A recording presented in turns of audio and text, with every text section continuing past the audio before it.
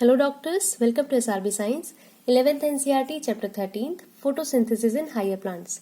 आज का हमारा टॉपिक है C4 पाथवे या फिर C4 साइकिल। लास्ट वीडियो में हमने डिस्कस किया था C4 साइकिल का छोटा सा इंट्रोडक्शन कि C4 साइकिल की आवश्यकता क्यों पड़ी। फोटोसिंथेसिस छोटी क्लासेस से आप पढ़ते आ रहे हैं, इसका रीजन क्या है, फोटोसिंथेसिस क्यों किया जाता है। अगर छोटे से बच्चे 6 या 7 क्लास के बच्चे को हम ये पूछें तो उसको भी ये पता है कि फोटोसिंथेसिस की हेल्प से या फोटोसिंथेसिस एक ऐसी प्रोसेस है जिसके द्वारा प्लांट्स अपना फूड बनाते हैं, मतलब अपना भोजन बनाते हैं। और प्लांट्स का भोजन क्या है, प्लांट्स के भोजन या प्लांट्स के फूड को आप स्टार्च बोल सकते हैं, सुक्रोज बोल सकते हैं, ग्लूकोज बोल सकते हैं या उसको शुगर बोल सकते हैं। ठीक है, तो इनमें से किसी भी फॉर्म में प्लांट्स अपना फूड बनाते हैं या स्टोर करते हैं, जो भी आप बोल सकते हैं। तो लाइट रिएक्शन और डार्क रिएक्शन, ठीक है, लाइट रिएक्शन में क्या होता है, सनलाइट को हमने ट्रैप किया और एटीपी एनएडीपीएच का फॉर्मेशन किया। इस एटीपी और एनएडीपीएच को यूज करके हम बनाते हैं डार्क रिएक्शन में ग्लूकोज। क्लियर है। डार्क रिएक्शन मतलब केल्विन साइकिल। केल्विन साइकिल एक एंजाइमेटिक प्रोसेस है। इसमें एंजाइम जो मेनली यूज होता है that is Rubisco enzyme. Rubisco enzyme dual nature का होता है, कार्बोक्सिलेज भी और ऑक्सीजनेज दोनों चीजें होती हैं। सारी बेसिक चीजें हम लास्ट वीडियो में डिस्कस कर चुके हैं। किसी प्रकार का कोई डाउट हो तो इस वीडियो से पहले आप लास्ट वीडियो और C3 साइकिल मतलब C3 साइकिल का वीडियो और C4 पाथवे का इंट्रोडक्शन जरूर देखें। ठीक है, तो जब हमने C3 साइकिल में फोटोसिंथेसिस के द्वारा क्या बना लिया, ग्लूकोज बना लिया। C4 साइकिल की आवश्यकता क्यों पड़ी ये भी हम देख चुके हैं, क्योंकि जो ट्रॉपिकल एरियाज होते हैं उस जगह पे बहुत ज्यादा लाइट, बहुत ज्यादा टेम्परेचर होता है। और ऐसे टाइम पे जहाँ पे बहुत ज्यादा लाइट पड़ती है, बहुत ज्यादा टेम्परेचर होता है, उस टाइम पे क्या होता है, प्लांट्स में जो लीव्स होती हैं, है ना, तो उनका स्टोमेटा बंद हो जाता है। अल्टीमेटली ये फिर से हम डिस्कस कर रहे हैं, पर ये स्टोमेटा बंद हो गया। स्टोमेटा अगर बंद हो गया तो ये ऑक्सीजन बाहर नहीं जा पाएगी, लीव्स में ऑक्सीजन की कंसंट्रेशन ज्यादा हो जाएगी और कार्बन डाइऑक्साइड अंदर नहीं आ पाएगी। ठीक है, तो कार्बन डाइऑक्साइड की कंसंट्रेशन जो है वो कम हो गई। अल्टीमेटली ऐसी कंडीशन में क्या होता है, फोटो रेस्पिरेशन होने लगता है। जब ऑक्सीजन की कंसंट्रेशन लीव्स में ज्यादा है, कार्बन डाइऑक्साइड की कंसंट्रेशन लीव्स में कम होती है, तो इस टाइम पे जो मीजोफिल में आपका एंजाइम है रुबिस्को, वो क्या करता है, वो कार्बन डाइऑक्साइड को धोखा देता है और ऑक्सीजन को आरयूबीपी के साथ जोड़ देता है, जो कि क्या करता है, एक ऐसा प्रोडक्ट बनाता है जो कि फोटो रेस्पिरेशन को आगे चलाने में हेल्प करेगा। मतलब केल्विन साइकिल चलना चाहिए, है ना। मेसोफिल सेल में क्या चलना चाहिए, अगर इस रुबिस्को अगर लीव्स में CO2 की कंसंट्रेशन सही होती, मतलब ज्यादा होती, तो ये रुबिस्को क्या करता, CO2 को आरयूबीपी के साथ जोड़ देता, है ना। हम डिस्कस कर चुके हैं C3 साइकिल में। प्लीज आप एक बार C3 साइकिल की वीडियो जरूर देखें। मैंने बहुत कोशिश की है कि इजी वे में आप उसको समझ सकें। आरयूबीपी 5 कार्बन वाला एक मॉलिक्यूल होता है, इसके साथ CO2 को जुड़ना चाहिए, तभी एक 6 कार्बन वाला मॉलिक्यूल बनेगा। 6 कार्बन वाले मॉलिक्यूल मतलब 3 वाले 2, है ना। फॉस्फोग्लिसरिक एसिड 2 मॉलिक्यूल बनते हैं। लेकिन सारी चीजें यहाँ उल्टी हो रही हैं, क्योंकि ऑक्सीजन की कंसंट्रेशन ज्यादा हो गई। तो ऑक्सीजन की कंसंट्रेशन जब ज्यादा हो जाती है तो रुबिस्को एंजाइम CO2 को धोखा दे देता है। इसको बोलता है अब मेरे को तेरी जरूरत नहीं है, ये ज्यादा है, तो इसका साथ देता है ऑक्सीजन का, और इस ऑक्सीजन को ये जोड़ देता है आरयूबीपी के साथ। अब ऐसी कंडीशन में बनता है, हमको क्या प्रोडक्ट मिल रहा है, एक मॉलिक्यूल मिलता है फॉस्फोग्लिसरिक एसिड का और दूसरा मॉलिक्यूल मिलता है हमको फॉस्फोग्लाइकोलेट का। ये दोनों चीजें आपको याद रखनी है। यहाँ पे बहुत सारे एंजाइम लगते हैं, बिल्कुल याद नहीं रखना। ठीक है, ये प्रोसेस होती है आपकी क्लोरोप्लास्ट, पेरोक्सिसोम और माइटोकॉन्ड्रिया में। CPM इनके सीक्वेंस याद रखने हैं। नीट में ये पूछा जाता है कि फोटो रेस्पिरेशन के लिए कौन कौन से सेल ऑर्गेनेल्स और किस सीक्वेंस में होते हैं। ठीक है, तो फोटो रेस्पिरेशन में क्या हुआ, ग्लूकोज नहीं मिल रहा, अल्टीमेटली कार्बन डाइऑक्साइड की पहले से ही कमी थी, ये बाहर निकाल दिया जा रहा है, दूसरा नुकसान। तीसरा नुकसान है एक एटीपी भी यूज कर लिया जा रहा है। तो क्लियर है यहाँ पे कि फोटो रेस्पिरेशन होना बिल्कुल फालतू या बकवासी प्रोसेस है।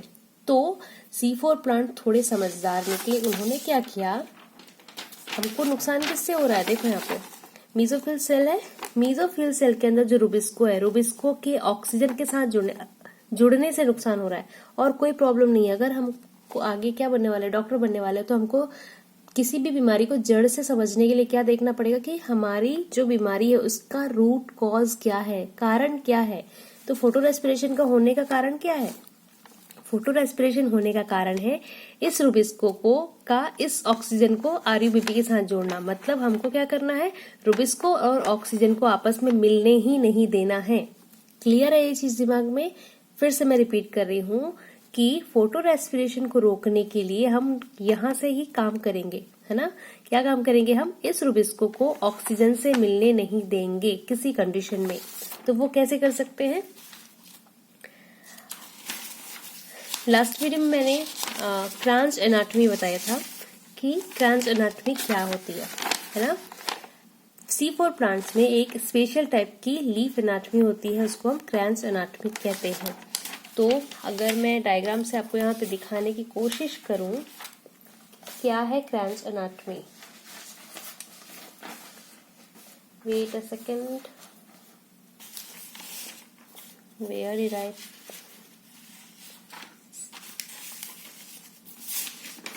ओके या गॉट इट। तो अगर किसी C4 लीफ, मान लीजिए ये लीफ है, क्या है, चलो ये पत्ती है ना। तो इसको हमने यहाँ से कट किया और इसको जब कट कर रहे हैं तो हम इसको ऐसा देख रहे हैं। मतलब मान लो इस वाले एरिया को ऐसा खुला हुआ देख रहे हैं, ये समझ आ रहा है? ये तो इस वाले एरिया में इसको ऑब्जर्व कर रहे हैं हम लोग, ये वाला पार्ट मान लो। तो इसमें कैसा होता है, ये है आपकी ऊपरी वाली अपर एपिडर्मिस, उसके बाद मीजोफिल सेल्स, ये मीजोफिल सेल्स है पूरी। मीजोफिल सेल्स के अंदर आपके क्लोरोप्लास्ट है, ये है लोअर एपिडर्मिस, ठीक है। तो C4 प्लांट्स में क्या होता है, ध्यान से सुनना प्लीज, ध्यान से सुनना, और ध्यान से सुनोगे तो जरूर समझ में आएगा, है ना। जब सुनोगे ही नहीं तो समझ में नहीं आएगा। और अगेन कि बॉटनी थोड़ी सी बोरिंग होती है बच्चों के लिए, लेकिन इनसे क्वेश्चन आते हैं। एक बार अगर आप समझ जाओगे ना कि अच्छा, अब बार बार तो याद नहीं करना पड़ता ना आप लोगों को कि बोन्स, ह्यूमरस कहाँ पे है, फीमर कहाँ पे प्रेजेंट होती है, कौन सी बोन सबसे लंबी बोन है, हाथ में कौन सी बोन होती है, पैर में कौन सी बोन होती है, रिब केज कहाँ होती है, ये सारी चीजें समझ में आ चुकी हैं कि अच्छा स्ट्रक्चर देख के समझ चुके हो कि कौन सी बोन कहाँ होती है। बार बार याद नहीं करना पड़ता। ऐसे ही बॉटनी को एक बार आप समझ जाओ कि C4 प्लांट में कौन कौन सी सेल्स होती हैं और कहाँ कहाँ पे होती है, इनका काम क्या है। C3 में कौन कौन सी सेल्स होती है। तो एक बार अगर आप समझ जाओगे, पहली बात तो सुनोगे तो समझ जाओगे, और समझ जाओगे तो बार बार इस चीज से डर नहीं लगेगा, है ना। बॉटनी थोड़ी सी बोरिंग होती है, मानती हूँ मैं, लेकिन प्लीज ध्यान से अगर आप सुनोगे तो बिल्कुल समझ में आएगा। डरने की कोई बात नहीं है। आगे कंटिन्यू करते हैं फटाफट बिना टाइम वेस्ट किए। C4 प्लांट को अगर हम ऐसे डिस्कस कर रहे हैं, ठीक है, मतलब ये है और यहाँ पे हम देख रहे हैं, तो ये आपकी अपर एपिडर्मिस है, लोअर एपिडर्मिस है। ये ब्लू कलर से जो दिखाया मैंने वो है मीजोफिल सेल। जबकि C3 साइकिल में सिर्फ मीजोफिल होती थी, ये वाला स्ट्रक्चर आपको दिखाई नहीं देता था, है ना। ये ब्लैक ब्लैक जो है वो जाइलम फ्लोएम के वेस्कुलर बंडल है। वेस्कुलर बंडल के ऊपर ये जो रेड वाला स्ट्रक्चर है, इसी को हम बोल रहे हैं क्रांच एनाटॉमी। क्लियर है? अब क्या होता है, आपको बहुत अच्छे से याद रखना है C3 साइकिल से C4 साइकिल कैसे अलग है। C3 साइकिल में क्या होता था, मीजोफिल सेल में रुबिस्को पाया जाता था, ठीक है। मीजोफिल में रुबिस्को होता था C3 में। जबकि यहाँ पे क्या होता है, यहाँ पे इस बंडल शीट, ये रेड वाली जो सेल है ना, इसको हम बोलते हैं बंडल शीट सेल। क्वेश्चन आपका ऐसा ही पूछा जाएगा कि C4 साइकिल में रुबिस्को एंजाइम कहाँ पाया जाता है ना। तो C4 साइकिल में रुबिस्को एंजाइम मिलता है बंडल शीट सेल में। मीजोफिल सेल में C4 प्लांट जो होते हैं ना, उनकी मीजोफिल सेल में कभी भी रुबिस्को नहीं मिलता। इसमें जो है, इनमें रुबिस्को नहीं मिलेगा मीजोफिल में, है ना। बंडल शीट सेल में मिलेगा रुबिस्को और मीजोफिल सेल में मिलेगा पेप्केज। ये चीज प्लीज नोट डाउन कर लो, और इनसे ही क्वेश्चन पूछे जाते हैं नीट में। क्लियर एम्स और नीट में सीधे एंजाइम से क्वेश्चन पूछता है कि बंडल शीट सेल में क्या है। इसमें C4 प्लांट में हमने क्या किया, यहाँ पे रुबिस्को, अगर हम यहाँ पे रुबिस्को रखेंगे, है ना, यहाँ पे रुबिस्को रखा हमने, तो मीजोफिल सेल में क्लोरोप्लास्ट है और इस क्लोरोप्लास्ट से निकलने वाला ऑक्सीजन रुबिस्को साथ क्रिया कर लेगा। रुबिस्को का तो यहाँ पे है आपका रुबिस्को। अगर यहाँ पे होगा मेसोफिल सेल में तो ये रुबिस्को यहाँ से निकलने वाली ऑक्सीजन को फिर से आरयूबीपी के साथ जोड़ देगा, जिससे हमको फिर से फोटो रेस्पिरेशन हो जाएगा। तो हम क्या कर रहे हैं, बंडल शीथ सेल के अंदर छुपा के रखते हैं रुबिस्को को। प्लीज कॉन्सेप्ट समझने की कोशिश करना। बंडल शीथ सेल के अंदर हम रुबिस्को छुपा के रखते हैं ताकि वो ऑक्सीजन के साथ ना जुड़े होते। और क्या होता है बंडल शीथ सेल में भी, अगर आप ये क्वेश्चन पूछ लो कि बंडल शीथ सेल के अंदर भी तो क्लोरोप्लास्ट होता है, उस क्लोरोप्लास्ट के अंदर भी तो क्या होगा, थाइलेकॉइड होगा, ग्रेना होंगे, तो वहां पे भी तो लाइट रिएक्शंस हो सकती हैं। लेकिन एक चीज आप क्लियर रखना, अभी मैं यहाँ पे आपको जो नोट्स शेयर करूंगी वहां पे मैंने लिखा है कि बंडल शीथ सेल के अंदर जो क्लोरोप्लास्ट होते हैं वो ए ग्रैनल होते हैं, ग्रेना नहीं होता उसमें, है ना। तो वहां पे आपको वाटर की स्प्लिटिंग नहीं होती, ऑक्सीजन नहीं निकलता। बहुत बेसिक चीजें हैं ये। तो यहाँ पे हमने ऑक्सीजन को रुबिस्को को छुपा के रख लिया। अब क्या होता है, C3 साइकिल्स यहाँ से कार्बन डाइऑक्साइड अब यहाँ पे छुपा के रख लिया, ठीक है। इसकी बंडल शीथ सेल की जो कवरिंग होती है वो इतनी मोटी होती है कि मेसोफिल सेल से कोई भी गैस अंदर नहीं आ सकती। अब जब इसके अंदर कोई गैस आ ही नहीं सकती तो हम कैसे C3 साइकिल कंप्लीट करेंगे भाई, है ना। क्या करना है हमको, यहाँ पे जो कार्बन डाइऑक्साइड है, मेसोफिल में जो कार्बन डाइऑक्साइड है उसको, उसका फॉर्मेशन, उसका रूप चेंज करके, उसका मॉडिफिकेशन करके क्या करते हैं, केमिकल बना के, कार्बन डाइऑक्साइड है, अब ऑक्सीजन को अंदर नहीं जाने दे रहा है तो ऐसा तो नहीं कर सकते ऑक्सीजन को अंदर नहीं जाने देंगे, कार्बन डाइऑक्साइड को जाने देंगे, है ना। लेकिन हमको जरूरत है अंदर कार्बन डाइऑक्साइड की, तो बाहर से मेसोफिल सेल से अंदर भेजते हैं जब कार्बन डाइऑक्साइड को, तो उसका रूप चेंज करके उसको हम कुछ और बना के, केमिकल बना के अंदर भेजते हैं, और फिर अंदर जाके वो केमिकल टूट के कार्बन डाइऑक्साइड गैस बन जाता है। फिर अंदर फिर से क्या होता है, C3 साइकिल चलता है। C3 साइकिल के चलने से ग्लूकोज का फॉर्मेशन हो जाता है। क्लियर है ये चीज। इस प्रकार रुबिस्को एंजाइम को ऑक्सीजन के साथ मिलने से रोक दिया जाता है और फोटो रेस्पिरेशन को होने से बचाते हैं। कौन, C4 प्लांट। और C4 प्लांट की कौन सी चीज बचा रही है, क्रेंच एनाटॉमी, जो कि बहुत इंपॉर्टेंट है।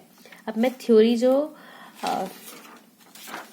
समझ में आया आपको, ये जो पाथवे है, कौन सा pathway, C4 pathway, that has been named Hatch and Slack pathway. इसको हम हैच एंड स्लैग पाथवे भी कहते हैं।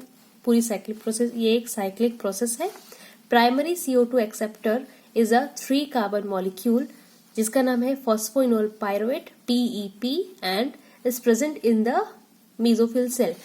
बिल्कुल अच्छे से याद रखना, वहां पे प्राइमरी एक्सेप्टर कौन था, C3 साइकिल में प्राइमरी एक्सेप्टर था आपका RUBP, है ना, राइबोलोज बिसफॉस्फेट।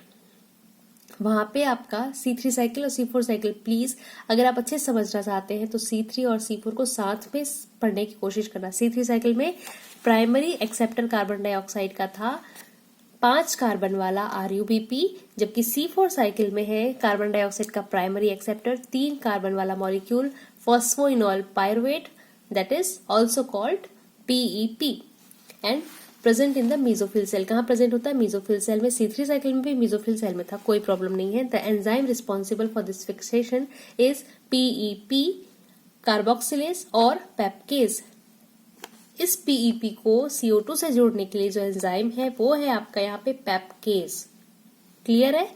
वहां पे जो एंजाइम था वो था rubisco. Mesophyll cell in the C4 plants lack rubisco enzyme. Mesophyll cell C4 plants में क्या होता है, अभी मैंने बताया आपको कि C4 प्लांट्स में रुबिस्को एंजाइम मेसोफिल में नहीं होता, है ना। ये मेसोफिल था, मेसोफिल में रुबिस्को नहीं है। रुबिस्को को हमने कहाँ छुपाया था, रुबिस्को को हमने बंडल शीथ सेल में छुपाया था। C4 acid oxaloacetic acid is formed in the mesophyll cell. CO2 के PEP के साथ जुड़ने से फर्स्ट जो स्टेबल प्रोडक्ट है वो है आपका OAA ऑक्सलोएसिटिक एसिड, जो कि एक 4 कार्बन वाला कंपाउंड है। इसी कारण 4 कार्बन वाला फर्स्ट स्टेबल कंपाउंड है, इस कारण से इस साइकिल को हम C4 साइकिल कहते हैं, है ना। It then form 4 carbon compound like malic acid और एस्पार्टिक एसिड। ऑक्सलोएसिटिक एसिड आगे चल के मैलिक एसिड या फिर एस्पार्टिक एसिड में क्या हो जाता है, इसका ट्रांसफॉर्म कर दिया जाता है। In bundle sheath cell this C4 acids are broken down to release CO2 and 3C या 3 कार्बन वाला मॉलिक्यूल पायरुविक एसिड, 4 कार्बन वाला OAA बना। अब ये OAA मैलिक एसिड या एस्पार्टिक एसिड आगे चल के फिर से टूटेगा, किस में टूटेगा, 3 कार्बन वाले एक कंपाउंड में मेसोफिल के अंदर, और PEP में कन्वर्ट हो जाएगा। फिर से ये PEP ऊपर चली जाएगी मेसोफिल सेल में और वहां पे फिर से ये साइकिल स्टार्ट हो जाएगा, है ना। C4 प्लांट्स में क्या होता है ये आपको बहुत अच्छे से याद रखना है, नीट में डायरेक्टली क्वेश्चन पूछा जाता है। C4 प्लांट में bundle sheath cell are rich in enzyme rubisco. Bundle sheath cell में रुबिस्को होता है C4 में, जबकि C3 में मेसोफिल सेल में रुबिस्को होता है ना। और C4 में बंडल शीथ सेल के अंदर पेप्केज नहीं होता, और C3 में तो होता ही नहीं पेप्केज, है ना। In mesophyll cell rubisco absent, mesophyll cell में रुबिस्को एब्सेंट होती हैं और मेसोफिल सेल में पेप्केज प्रेजेंट होगा। क्लियर है। इन दोनों को प्लीज एक प्लांट के लिए याद कर लो, C4 के लिए याद कर लो, C3 अपने आप याद हो जाएगा। The basic pathway that result in the formation of sugar, जो कि केल्विन साइकिल में बनता है या केल्विन साइकिल से बनता है, is common to C3 and C4 plants. जब एक बार ये कार्बन डाइऑक्साइड अंदर आ जाती है, मतलब किस फॉर्म में आती है, OAA के बाद ये चेंज होके C4 से ट्रांसपोर्ट किया जाता है और इस कार्बन डाइऑक्साइड को हम रूप चेंज करके अंदर लाते हैं, तो फिर से शुगर का फॉर्मेशन होता है जो कि सेम होता है। C3 और C4 में ग्लूकोज का फॉर्मेशन बिल्कुल सेम होता है, ठीक है।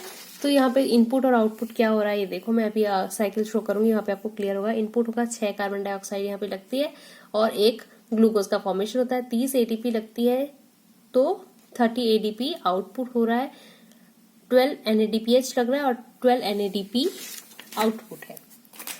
जो ये डायग्राम दिया हुआ है बहुत इंपॉर्टेंट है, डायग्राम के साथ क्वेश्चन पूछा जाता है। मैं यहाँ पे समझाने की कोशिश कर रही हूँ कि ऊपर में आपकी है मेसोफिल सेल, नीचे होती है कौन सी, बंडल शीथ सेल, है ना। मेसोफिल सेल को हम देख रहे हैं पहले पे, सबसे पहले एटमॉस्फेरिक कार्बन डाइऑक्साइड यहाँ पे आ रहा है, इस कार्बन डाइऑक्साइड को हम बाइकार्बोनेट के रूप में चेंज करते हैं। उस बाइकार्बोनेट के रूप में क्यों कर रहे हैं, ये CO2 आया, CO2 जुड़ रहा है किसके साथ, PEP की हेल्प से वो जुड़ रहा है। सबसे पहला जो आपका अभी आपने देखा यहाँ पे कि फर्स्ट कार्बन डाइऑक्साइड को एक्सेप्ट करने वाला जो है वो PEP है, ठीक है।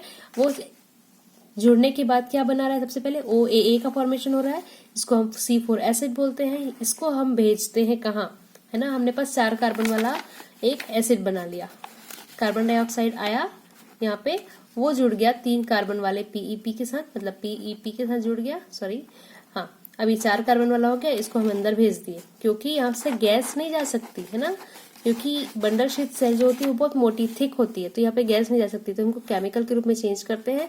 और इस जगह को कैसे जाती है, मेसोफिल से बंडल शीथ सेल के अंदर कैसे जाती है, वो है प्लाज्मोडेस्माटा की हेल्प से, है ना। ये क्वेश्चन पूछा जाता है, याद रखना। अंदर चला गया 4 कार्बन वाला एसिड, अब अंदर आने के बाद क्या हो गया, C4 एसिड अलग से टूट जाएगा, मैलिक एसिड, एक्सपार्टिक एसिड या OAA कुछ भी बोलो आप, तो 4 कार्बन वाले हो गए, 3 कार्बन वाला RUBP फिर से निकल जाएगा, एक कार्बन डाइऑक्साइड यहाँ पे फ्री हो जाएगा। अब ये कार्बन डाइऑक्साइड यूज करके हम क्या बना लेंगे, ग्लूकोज बना लेंगे। 3 कार्बन वाला जो पायरुविक एसिड है फिर से बाहर मेसोफिल में भेज दिया जाएगा, ये पायरुविक एसिड रीजेनरेशन होगा और फॉस्फोइनॉल पायरुवेट में चेंज हो जाएगा। बिल्कुल इजी है, एक बार रीड करना अच्छे से, जो थ्योरी मैंने यहाँ पे शेयर की है अपने नोट्स के थ्रू, है ना, वो चीजें एक एक लाइन को अच्छे से समझने की कोशिश करना। इतना इजी है ये, हमको कठिन इसलिए लगता है या टफ इसलिए लगता है या फिर ऐसा लगता है कि नहीं पढ़ना यार, क्या मतलब है ये सब चीजों का, है ना। बॉटनी को बार बार मैं थोड़ा बुरा तो नहीं बोल रही हूँ, लेकिन ऐसा हो जाता है पढ़ने के लिए कि नहीं, इच्छा नहीं होती, लेकिन जब आप बिल्कुल ये सोच के चलो कि ये चीजें आपको मेडिकल कॉलेज के गेट तक पहुंचाएंगी, उसके बाद आप छोड़ देना बिल्कुल, कभी जरूरत नहीं पड़ेगी। C4 पाथवे क्या था और क्या था क्या नहीं था, क्रेन्ज एनाटॉमी क्या थी और कुछ चीजें, है ना। आप इन लाइन को, ये जो लाइन्स हैं, आप एक एक लाइन अच्छे से पढ़ना और समझने की कोशिश करना कि क्यों जरूरत पड़ी C4 की। तो बेसिक इसका जो रीजन है वो ये रीजन है कि हम रुबिस्को एंजाइम को ऑक्सीजन के साथ जुड़ने से रोक रहे हैं, है ना। तो कभी भी फोटो रेस्पिरेशन नहीं होगा C4 पाथवे में, ये याद रखना कि C4 पाथवे में ऐसी कंडीशन होती है, क्रेन्ज एनाटॉमी होती है, बंडल शीथ सेल्स होते हैं, तो C4 पाथवे में कभी भी क्या नहीं होगा, फोटो रेस्पिरेशन नहीं होगा, है ना। और CO2 की कंसंट्रेशन कम अगर होगी एटमॉस्फेयर में तो उससे इसको कोई फर्क नहीं पड़ेगा। क्वेश्चन ऐसा पूछा जाता है कि अगर एटमॉस्फेयर में CO2 की कंसंट्रेशन एकदम कम है तो क्या C4 प्लांट में फोटो रेस्पिरेशन हो सकता है? तो कभी नहीं होगा, क्योंकि स्टोमेटा तो बंद है, बाहर कंसंट्रेशन ज्यादा हो कम हो कोई फर्क नहीं पड़ता हमको, ठीक है। अगर ये वीडियो समझ में आई है, मतलब C4 पाथवे, मैं अपनी कोशिश तो मैंने की है कि पूरी मैं अच्छे से समझा सकूं, लेकिन अगर समझ में आई है तो प्लीज लाइक कीजिए, और समझ में नहीं आया है तो कमेंट करके आप मेरे को पूछ सकते हैं, अपने डाउट क्लियर कर सकते हैं। नेक्स्ट वीडियो में हम डिस्कस करेंगे CAM प्लांट्स, जो कि एक सेकेंड लास्ट टॉपिक होगा इस चैप्टर का। Thank you for watching this video. किसी भी प्रकार का कोई डाउट हो तो प्लीज कमेंट करके आप मुझसे पूछ सकते हैं।